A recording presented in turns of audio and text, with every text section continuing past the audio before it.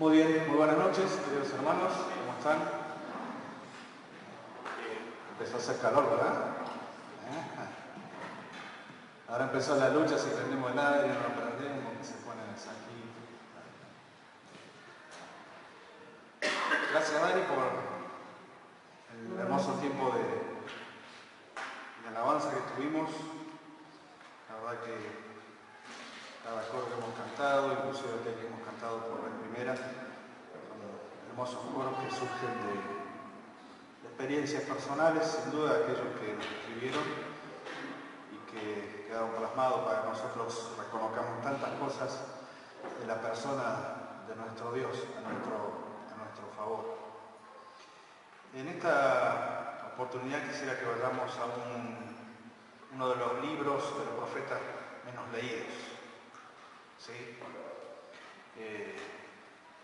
Inclusive hoy con Marta, cuando repasamos algunos pasajes de Ezequiel, ¿sí? Había algunas cosas que nos conmovían profundamente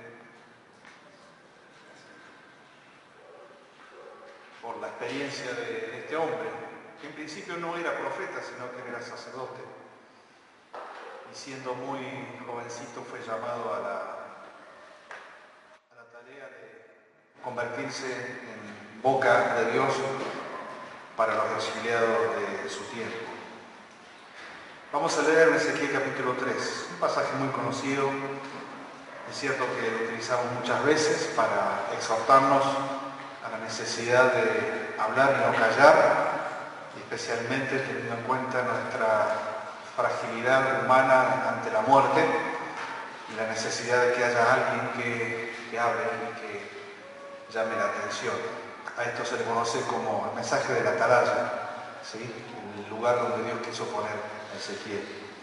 Vamos a leer Ezequiel capítulo 3, versículo 16 al 21 rápidamente, y después vamos a considerar algunos puntos en esta noche.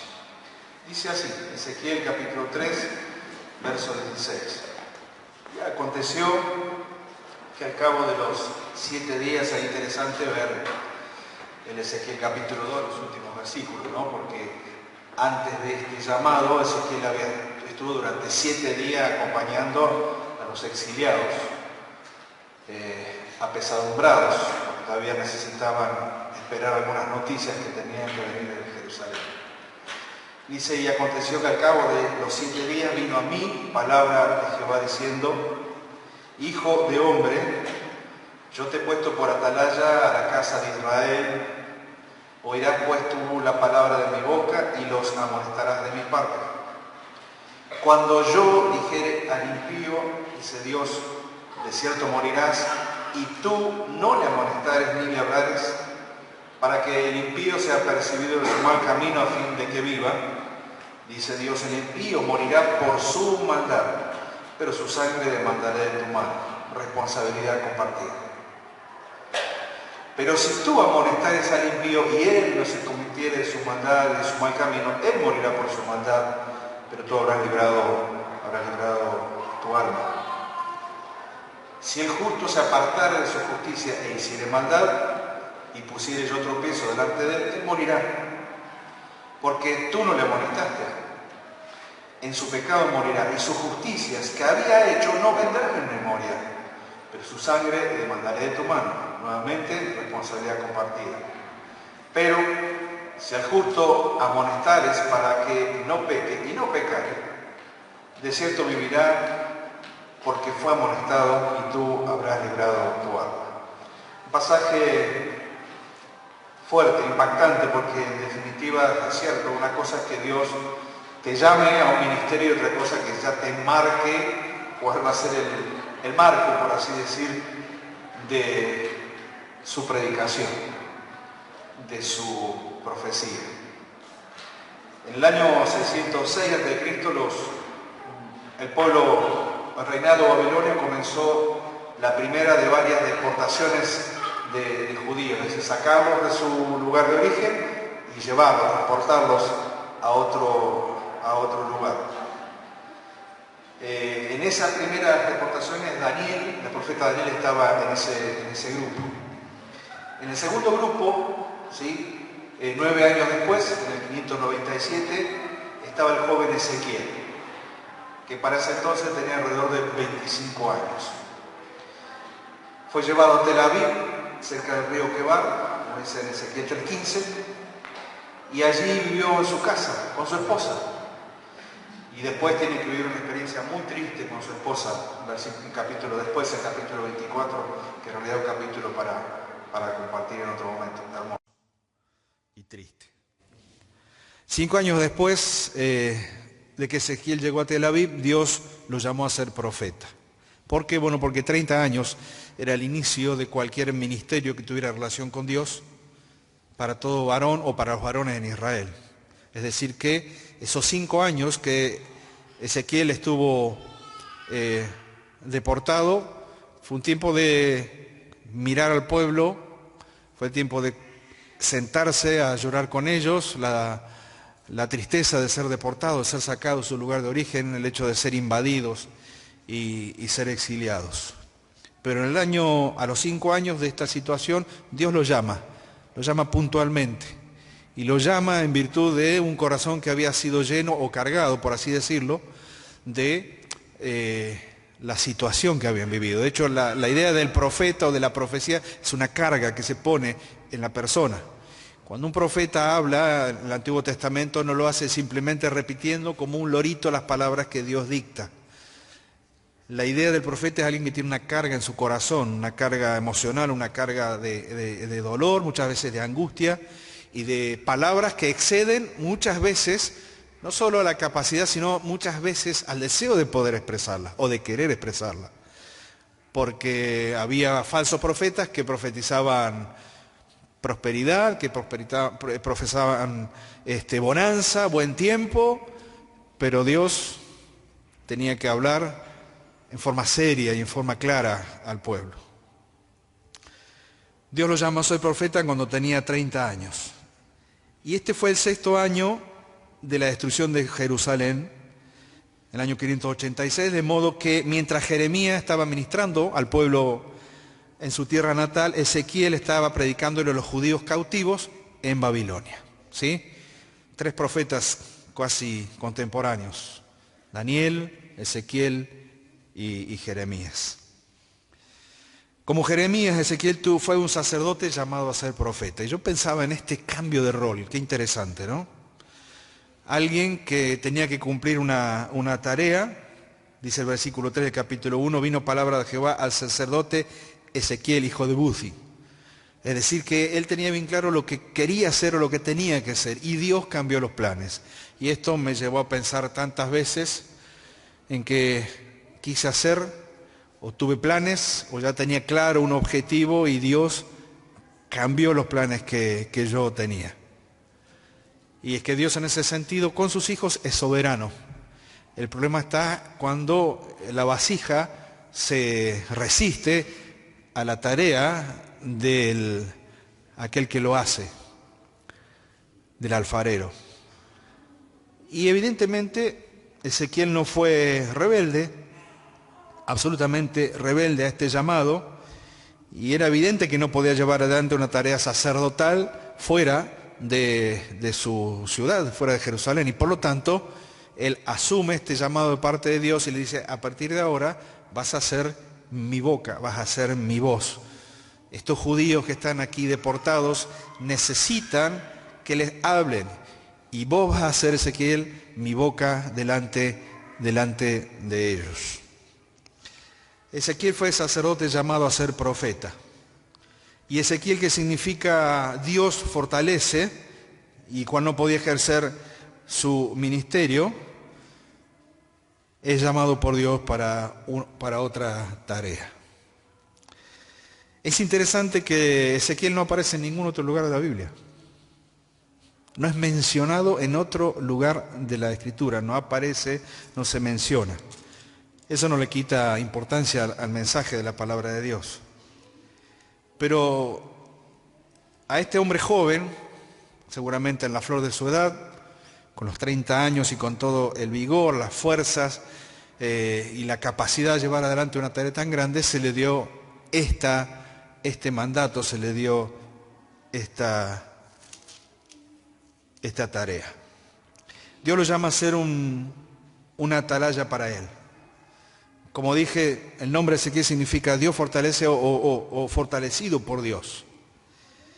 Y esta tarea de ser una atalaya para su pueblo, que se encontraba en el exilio, comienza con una advertencia a cada uno de los 4 grupos que fueron mencionados, ¿sí?, a lo largo de estos versículos, porque cada individuo era personalmente responsable de la respuesta a la advertencia. La palabra atalaya proviene del hebreo zafá o zapá, con H al final, zafá, y significa literalmente el que vela desde lo alto o el que observa para advertir el peligro. La idea de la atalaya es alguien que está cubriendo con su mirada un horizonte, que está cubriendo un determinado territorio, está atento a lo que va a acontecer y por lo tanto está en el medio de 2 situaciones, lo que viene y lo que tiene que avisar. Aparecen en el texto hebreo unas 37 veces. La primera vez que se menciona en el Antiguo Testamento es la llamada bendición de Mispa. Dice allí, vigile Jehová entre tú y yo, aunque ahí la idea es de Dios como atalaya, pero mirando en una situación personal. Hay una promesa de ambas partes, hay un juramento de ambas partes, bueno, que sea Dios el testigo que esté mirando cómo nos compartamos en las 2 partes en esto en que nos estamos poniendo de acuerdo. Una atalaya, contemplando ese juramento entre 2 partes. En este caso el término significa vigilar con un propósito, es decir, voy a verificar, dice Dios, si lo que se prometieron mutuamente lo van a cumplir. La expresión del Salmo 66:7, vamos rápidamente hacia allá, Salmo 66:7. Gracias, Lucas. Dice, Él señorea con su poder para siempre, y los ojos de Dios atalayan, es un verbo aquí, atalayan sobre las naciones, por lo tanto los rebeldes no serán enaltecidos. Implica mucho más que una mirada casual. Y tal vez en la mayoría de los casos en que aparece esta expresión, la idea sea de alguien que pone su mirada para mirar constantemente. Es decir, que si Dios hizo en el Antiguo Testamento esto, y David en el Salmo 66 presenta a Dios como alguien que está mirando constantemente y transforma esta palabra en un verbo, en una acción, no podemos negar que esto sucede también en nuestra vida. Hay una atalaya celestial, hay una atalaya que contempla cómo nosotros vivimos y nos movemos en todo tiempo y en todo sentido. La función del profeta Ezequiel como atalaya, en primer lugar, era recibir el mensaje de Dios. La escena de David esperando las noticias de su hijo, ¿sí?, de su hijo Absalón, es la escena de alguien que está esperando buenas noticias. Y dice que la atalaya contemplaba, y David dice, si viene uno de allá y viene solo, seguramente que traerá buenas noticias. Y no eran buenas noticias las que traía. Es decir, que la idea es alguien que está contemplando para saber qué decir y cómo decirlo. David esperaba buenas noticias y no recibió buenas noticias. Pero también es cierto que el contexto de este mandato de parte de Dios era un contexto de gracia, en un contexto de misericordia. Es cierto, estaban pagando el precio de su desvarío, de apartarse de Dios. Nunca el pueblo de Israel en su reino del norte, en su reino del sur, nunca el pueblo de Dios, mejor dicho, fue deportado sin advertencia previa, siempre fueron advertidos. Dios ya había enviado a otros profetas para decirle lo que iba a acontecer. Por lo tanto, la tarea que tenía Ezequiel ahí era No solamente alguien que iba a mirar, que iba a contemplar, sino también que iba a animar. ¿Por qué? Dice Ezequiel 18:23, ¿quiero yo la muerte del impío? Dice Jehová el Señor, ¿no vivirá si se apartare de sus caminos? Es decir, que Ezequiel no estaba presentando malas noticias.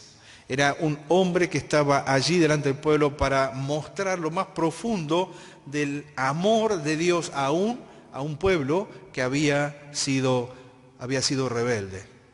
Pero también presentaba las dos caras de la moneda. El arrepentimiento o el no arrepentirte tenía consecuencias para bien o para mal. ¿En qué nos podemos parecer nosotros a ese atalaya? ¿Cuál es la función que podemos tener nosotros hoy en día como atalayas de Dios? Porque entendemos perfectamente cuál es la función de un anciano, un presbúteros, aquel que mira hacia allá, aquel que está contemplando más allá. Pero no es tarea exclusiva de ancianos de la iglesia o de liderazgo de la iglesia. Es una tarea que nos alcanza a cada uno de nosotros. ¿En qué podemos parecernos nosotros a aquel hombre que fue llamado a ser una atalaya para su pueblo? En Hechos capítulo 2, 40 y 41, se nos habla acerca de la primera hora de la iglesia y cómo aquellos que estaban en el aposento alto salieron habiendo recibido el Espíritu Santo y comenzaron a predicar en una fiesta tan importante como la fiesta de Pentecostés. Y dice que con muchas otras palabras, aquí espero el que habla, dice, testificaba y exhortaba a su pueblo en ese entonces diciendo, sean salvos de esta perversa generación. Y así que los que recibieron su palabra fueron bautizados y se añadieron aquel día como 3.000 personas. Texto clave para los que están haciendo el discipulado de bautismo, ¿sí? Acuérdense de este texto. Y se añadieron, fueron bautizados y se añadieron aquel día como 3.000 personas. Sin duda que Dios quiere en primer lugar que seamos buenos atalayas para salvación de nuestros prójimos. Y es ahí la lucha que nosotros tenemos con nuestro carácter o con nuestro ánimo o con nuestro deseo, nuestras ganas de compartir la buena noticia para todos aquellos que necesitan ser librados de esta generación perversa.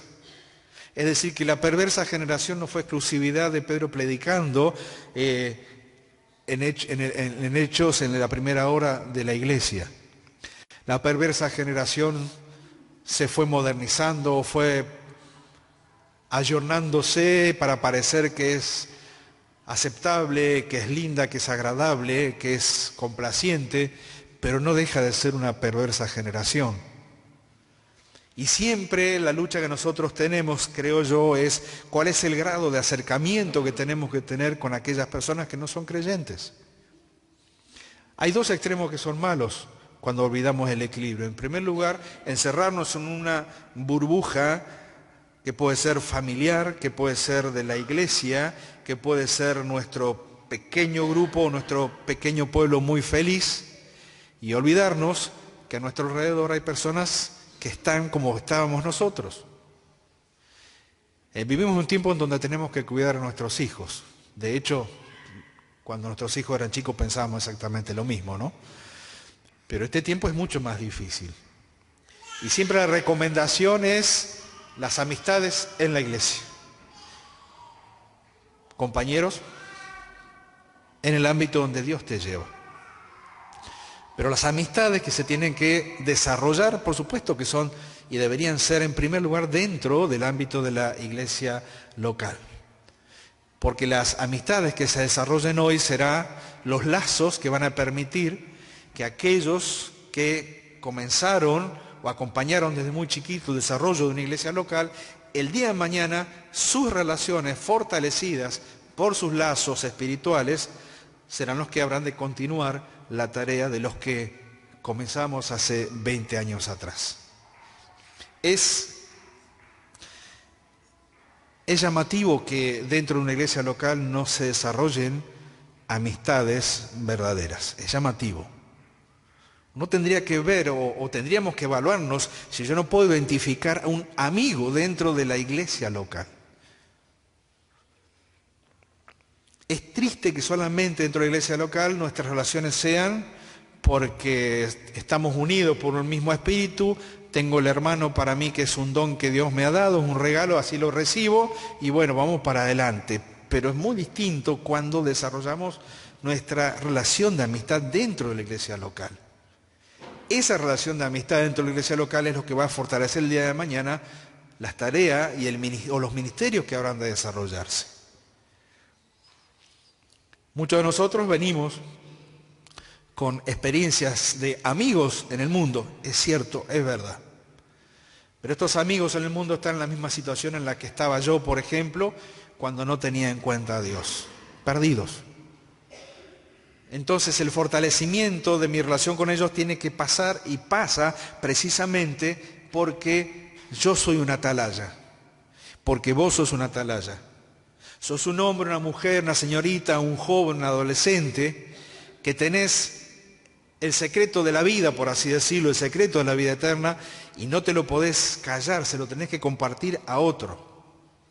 En 2 Timoteo capítulo 4, versículo 1 y 2, Pablo le dice a su hijo en la fe, le dice, te encarezco delante de Dios y del Señor Jesucristo, que juzgará a los vivos y a los muertos en su manifestación y en su reino. ¿Qué dice? Que prediques la palabra, que instes, que animes, que empujes a tiempo y fuera de tiempo, redarguye, reprende, exhorta con toda paciencia y doctrina. Por lo tanto, si me tengo que identificar o nos tenemos que identificar con Ezequiel en su tarea como atalaya, tengo que decir que mi labor o nuestra labor como cristianos es para ser agentes que Dios utilice, atalayas que Dios utilice para salvación de nuestros prójimos que todavía no han conocido al Señor. Tenemos que predicar, tenemos que hablar sin temor acerca de las consecuencias eternas de rechazar la salvación y de la necesidad de ser salvos de los juicios que habrán de venir sobre este mundo y sobre los pecadores que no se arrepienten. Parece duro, parece terrible, pero es la realidad. Dios así lo ha dicho. Ustedes saben que hay un grupo, pequeño creo yo todavía, de evangelismo en la iglesia. ¿Sabían, no? ¿Sabían que hay un grupo de evangelismo? Que la actividad propuesta para este fin de semana nace de los hermanos que están trabajando en este sentido. Y a mí siempre me llamó la atención por qué a nuestra iglesia le costó siempre la tarea, no en lo personal, pero sí la tarea evangelística mancomunada como un grupo que se dedique a hacer esta tarea y vaya promoviendo actividades en este sentido. Y usted me puede decir, bueno, hay obra o hay testimonio en Santa Elena. Perfecto. Hay obra y hay testimonio en Pegüeña. Muy bien. Pero a veces las obras y los testimonios quedan en manos de uno o dos referentes. Mientras tanto, el resto, como satélites, vamos girando de actividad en actividad, sin muchas veces comprometernos en forma completa y en forma personal en lo que es el evangelismo. El evangelismo. Si no tengo el don, pero tenés el llamado. Conozco a uno que tiene el don y que no importa, tenemos el llamado. Sí sabemos que nuestro hermano tiene el don de evangelista y de hecho que sabemos que lo ejerce. Pero todos tenemos el llamado. Difícil es cuando la iglesia se olvida de esto, de ser atalaya. Y más aún cuando puedo llegar a cierta edad, pasando los 60, llegando a los 70 o quizás más, decir, bueno, ya, ¿qué más puedo hacer? Ya me jubilé o me tengo que jubilar o estoy por jubilarme. ¿Qué más puedo hacer? El atalaya era llamado a realizar su tarea hasta el último día de su vida. Era una persona con un ojo, como se dice, con el ojo avisor, con el ojo entrenado. Miraba, sabía e iba a ese punto para dar para hacer el llamado y para dar el mensaje a los que tenían que escucharlo. En segundo lugar, tenemos que tener cuidado de que en lugar de atalaya nos convirtamos en jueces. Porque el atalaya tenía que ver la situación. Y de hecho, nosotros sabemos que más allá de las diferentes prácticas en el amplio abanico que la carne y el pecado tienen en este mundo, amplio, Sabemos de dónde vienen aquellos que vienen del mundo, porque todos venimos de la misma cantera, todos hemos sido sacados de la misma cantera. Más allá de conocer todo eso, sabemos que mucho más allá de sus prácticas hay un punto que nos une a todos por igual. Todos somos pecadores, con la diferencia que estamos del lado de la victoria siendo pecadores, salvados y rescatados. Pero muchas veces desde este lugar de la experiencia de ser una atalaya, a veces nos olvidamos en que nuestra tarea es proclamar, nuestra tarea es advertir, nuestra tarea es decirle a aquellos que necesitan a Dios porque se están perdiendo, que necesitan a Dios porque se van a una condenación, van al infierno. Y les puedo asegurar que hace mucho tiempo que, miren que busco mensajes y voy buscando mensajes, escuchando, hace mucho tiempo que no escucho a alguien hablar de la condenación eterna, hablar específicamente del infierno.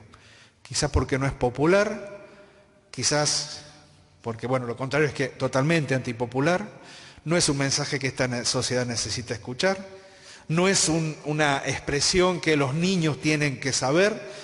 El infierno es tan terrible que no lo podemos ni mencionar en nuestras predicaciones, todo lo contrario. Porque el Evangelio completo habla acerca de la condenación eterna como una posibilidad que la atalaya tiene que transmitir a aquellos que están escuchando.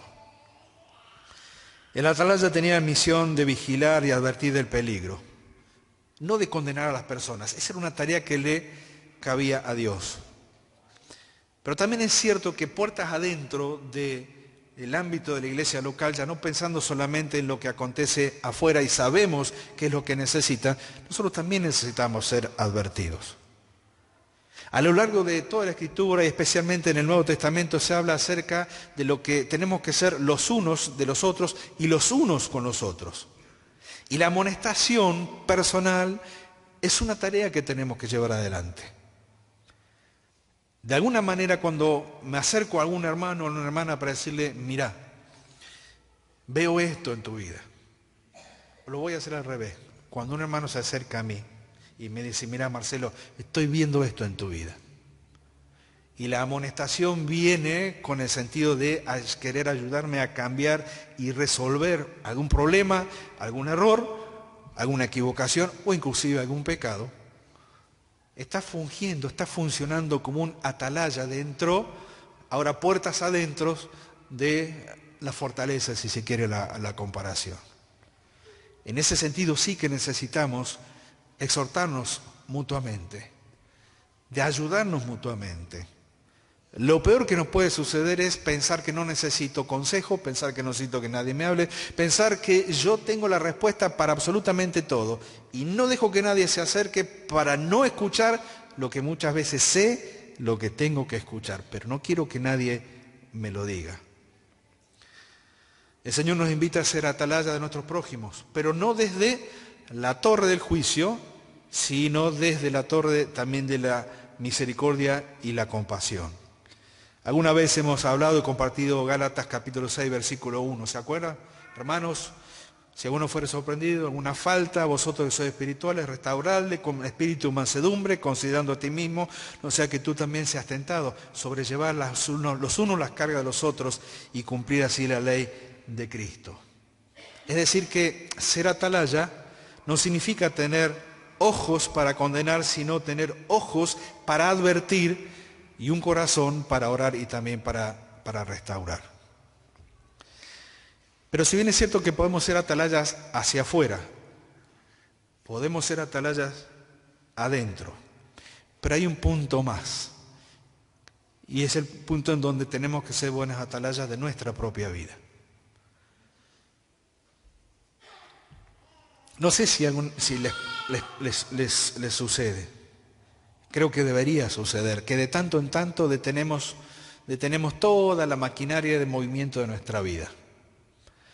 En algún momento nos quedamos quietos, quizás nos quedamos a solas, guardamos un momento para pensar, para meditar, nos acercamos en oración, le pedimos a Dios que nos hable a través de su palabra, lo hacemos a solas y en ese momento es como que nos estamos transformando en estos atalayas de nuestra propia vida. Comenzamos a mirar y a advertir aquellas cosas que quizás puedan afectarnos o pueden hacernos caer.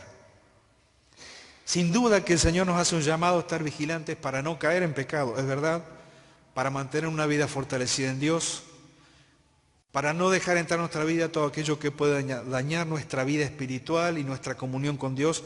Claro que lo sabemos, pero también es cierto que es una lucha constante entre la carne y el espíritu, porque los dos se oponen uno al otro y uno no quiere que el uno cumpla y el otro no quiere que el otro cumpla. Es la lucha constante que es nuestro corazón, atalayas de nuestra propia vida. A veces podemos cometer el error de estar tan atentos a la vida de los demás que nos olvidamos a mirarnos a nosotros mismos y a hacer esta introspección ante Dios para ver cómo está nuestra vida y nuestro corazón. Triste es cuando esto sucede y siempre nos vemos perfectos. No tengo nada, los demás son los que tienen el problema son los otros, yo no lo soy.